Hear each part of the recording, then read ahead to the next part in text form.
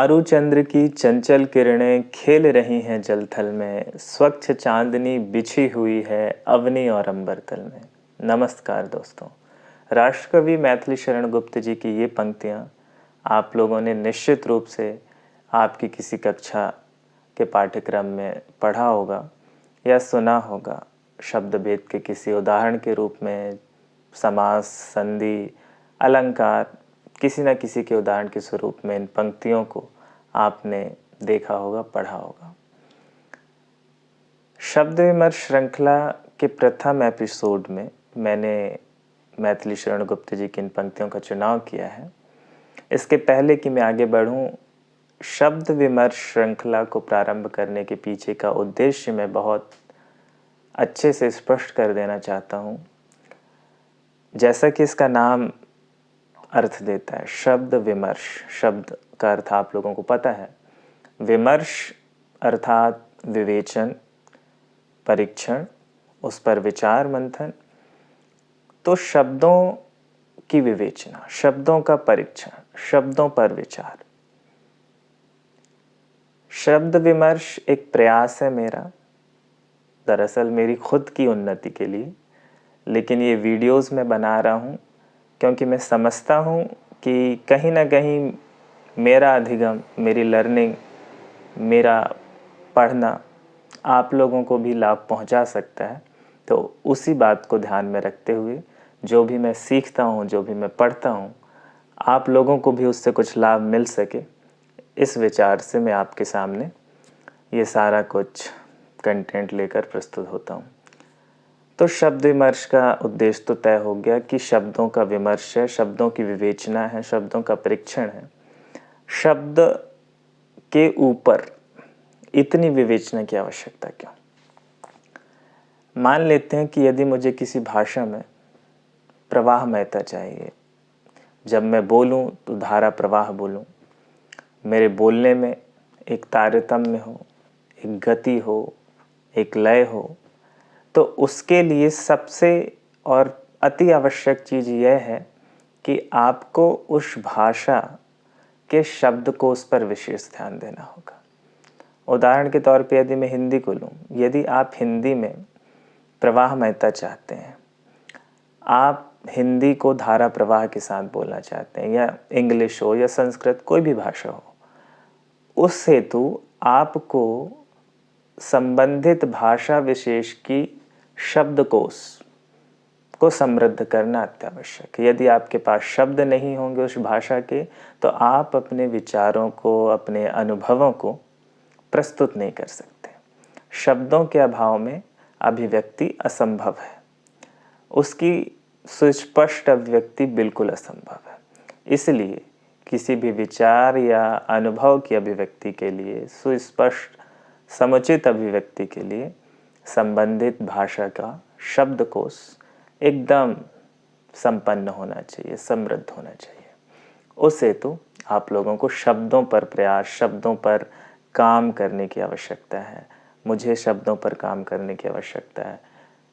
अब शब्दों पे काम कैसे हो, ये बात समझना है।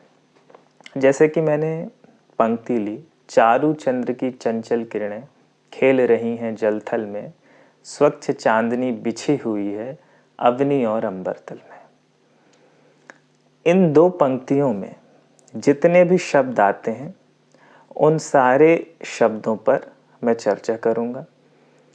उनको किस तरीके से देखा जाए, किस तरीके से उनका अधिगम किया जाए, किस तरीके से उन्हें अपने दिमाग में बैठाया जाए, किन किन रूपों में, किन किन संदर्भों में, ये सारी बातें शब्द विमर्श में होंगी। पहला शब्द लेता हूँ, चारू चंद्र की चंचल किरणें। चारू, चारू का अर्थ आपको पता है, सुंदर, मनमोहक। चंद्र का अर्थ है चंद्रमा। चंचल मतलब क्या होता है?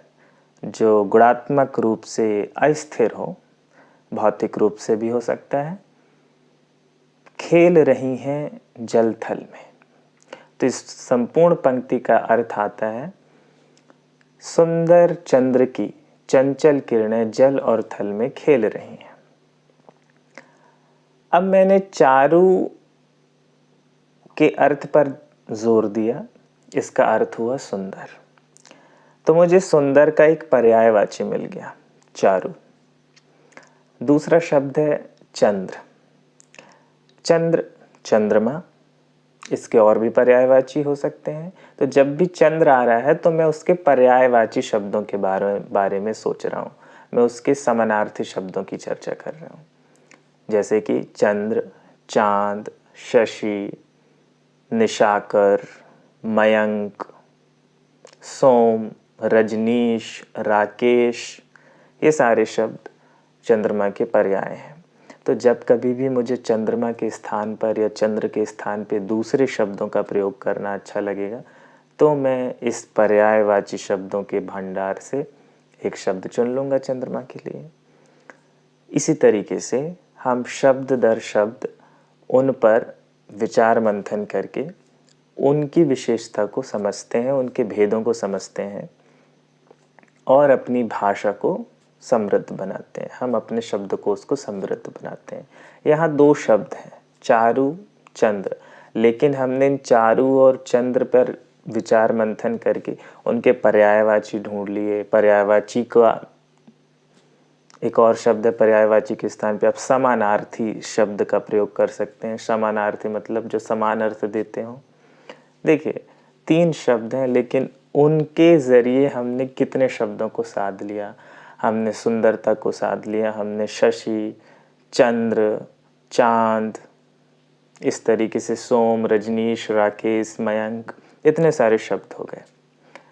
यदि हम थोड़ी दूसरी भाषा पर ध्यान दें, जैसे कि उर्दू की बात करूं मैं, तो उर्दू का भी एक शब्द ले सकते हो संबंधित शब्द के साथ। जैसे चंद्र है, चंद्रमा है, तो चंद्रमा, चंद्र, चांद को उर्दू में चांद भी बोला जाता है और महताब भी बोला जाता है। क्या?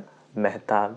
तो ये देखो, एक साध है सब सध है वाली बात हो रही है कि हमने एक शब्द को पकड़ा और उस पर विमर्श किया, उसकी विवेचना करनी प्रारंभ की और हमारे पास इतना सारा शब्द भंडार एकत्र हो गया। इस तरीके से हमारा शब्दकोश सुदृढ़ होता चला जाएगा और निश्चित रूप से हमारी भाषा परिष्कृत होती जाएगी। हम अपने विचारों को, अपने अनुभवों को संबंधित भाषा में सुस्पष्टता के साथ प्रस्तुत कर सकते हैं। आइए अब देखते हैं और शब्दों पर विवेचना। पुलक प्रकट करती है पृथ्वी हरित तृणों के नोकों से, मानो झीम रहे हैं तरु भी मंद पवन के झोंकों से। पुलक प्रकट करती है पृथ्वी। पुलक मतलब प्रसन्नता, प्रकट मतलब प्रकट करना, दिखाना, दर्शाना। धरती, पृथ्वी, धरा हरित तृणों के नोकों से।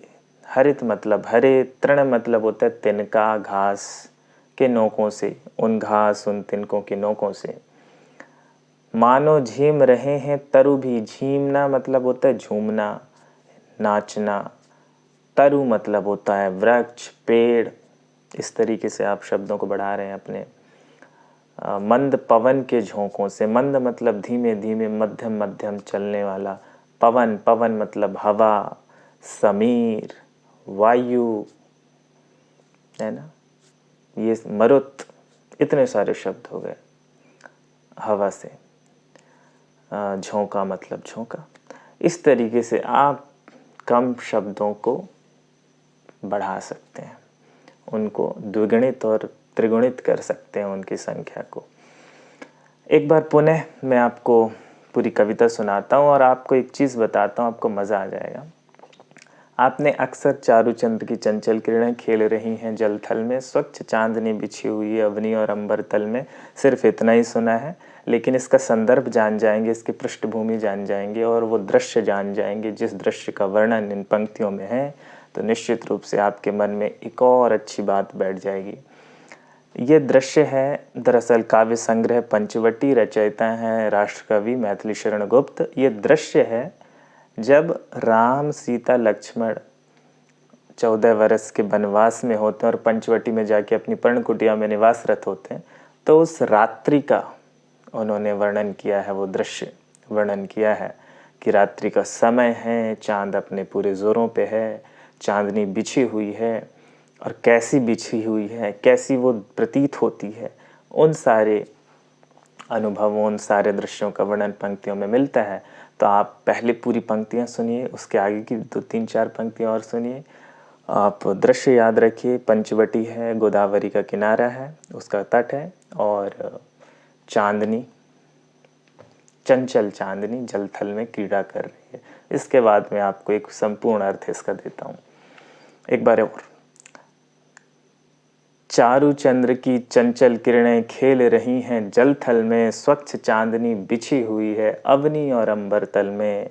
पुलक प्रकट करती है धरती, पुलक प्रकट करती है धरती, हरित तृणों के नोकों से, मानो झीम रहे हैं तरु भी मंद पवन के झोंकों से। पंचवटी की छाया में है, पंचवटी की छाया में है सुंदर पर्ण कुटीर बना, जिसके सम्मुख स्वच्छ शिला पर धीर वीर निर्भीक मना। पंचकुटी की छाया में है सुंदर पर्ण कुटीर बना, जिसके सम्मुख स्वच्छ शिला पर धीर वीर निर्भीक मना। कौन जाग रहा यह कौन धनुर्धर, जाग रहा यह कौन धनुर्धर, जबकि भुवन भर सोता है। जाग रहा यह कौन धनुर्धर, जबकि भुवन भर सोता है। भोगी कुसुमा युद्ध योगी सा, भोगी कुसुमा युद्ध योगी सा बना दृष्टिगत होता है। लक्ष्मण जी रात्रि काल में पहरा दे रहे हैं, सीता जी और राम जी पर्णकुटी में सो रहे हैं। उस पर्णकुटी के सामने एक स्वच्छ शिला पर बैठकर लक्ष्मण जी पहरा दे रहे हैं। संपूर्ण भावार्थ सुने। रात्रि का समय है, सुंदर चांद की चंचल चांदनी जल थल में ऐसी बिखरी हुई है, ऐसी फैली हुई है, धरती से अंबर तल पूरी ऐसी फैली हुई है, मानो ऐसा लग रहा है किसने सफ़ेद चादर फैला दी हो जल थल में। पुलक प्रकट करती है धरती हरित तृणों के नोकों से। उस चांदनी, जब वो ज्योत्सना, जब वह चांदनी हरित तृण मतलब हरे तिनके घासों के जो नोक हैं उन पर पड़ती हैं, वो झिलमिलाते मतलब हिलते डुलते घास के नोक पर जब चांदनी पड़ती है तो वो चमकते हैं। तो उनके चमकने से अपनी प्रसन्नता प्रकट कर रही है पृथ्वी, ऐसा गुप्त जी कह रहे हैं। मानो झीम रहे हैं तरु भी मंद पवन के झोंकों से, और पेड़ पौधे भी इस तरीके से मंद हवा में मतलब हिल रहे हैं, मानो ऐसा लग रहा है कि वो नाच रहे हों, प्रसन्नता में नाच रहे हों। फिर है पंचवटी की छाया में है सुंदर पर्ण कुटीर बना। अब पर्ण कुटीर देखिए, पर्ण कुटीर मतलब पत्तों की कुटिया बनी हुई है पंचवटी की छाया में, है ना। और पंचवटी की छाया में है सुंदर पर्ण कुटीर बना, जिसके सम्मुख स्वच्छ शिला पर, सम्मुख मतलब सामने, शिला मतलब पत्थर पे, धीर वीर निर्भीक मना, एक धीर, एक वीर और निर्भीक बिना भय के निर्भय मना मतलब मानुष बैठा हुआ है। जाग रहा यह कौन धनुर्धर। अब गुप्त जी कहते हैं कि इस भांति शिला पर बैठा हुआ निर्भीक व्यक्ति जो जाग रहा है, ये कौन धनुर्धर है, उसके हाथ में धनुष है।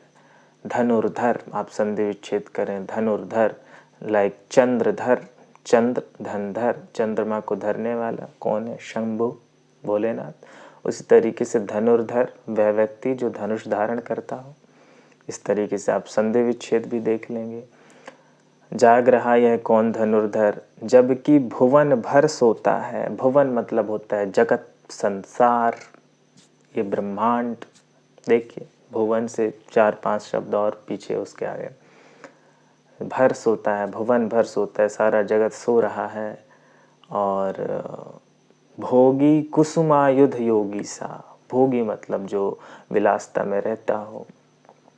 कुसुमायुध, अब यहाँ समास, 2 शब्दों का मेल दिख रहा है आपको, कुसुम धन आयुध, है ना, कुसुमायुध। तो यहाँ पे समास, जब शब्दों का मेल होता है तो वहाँ पे समास होता है, समास होता है। तो आप यहाँ पे देखें, जब इसका समास विग्रह करेंगे तो आप जानेंगे कि कुसुम है आयुध जिसका, कुसुम मतलब पुष्प, फूल, अब कुसुम का पर्यायवाची देखो, कुसुम, फूल, पुष्प, प्रसून, पुहुप, इतने सारे शब्द।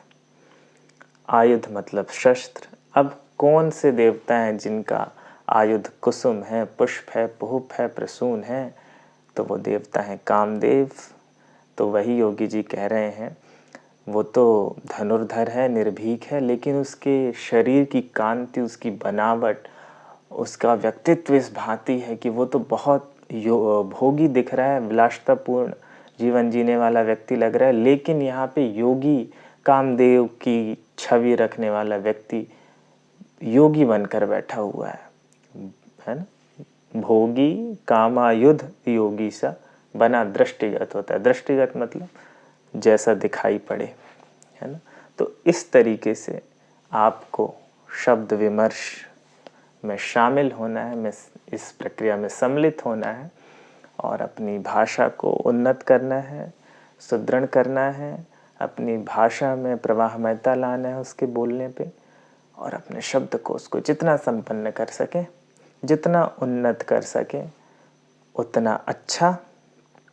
इसी के साथ अगली वीडियो की प्रतीक्षा मुझे भी रहेगी आप तक पहुंचाने की। अब आपको यदि है तो आप अब तक सब्सक्राइब कर चुके होंगे, लाइक और शेयर के बटन पे भी उनका भी प्रयोग कर लें। बहुत बहुत धन्यवाद।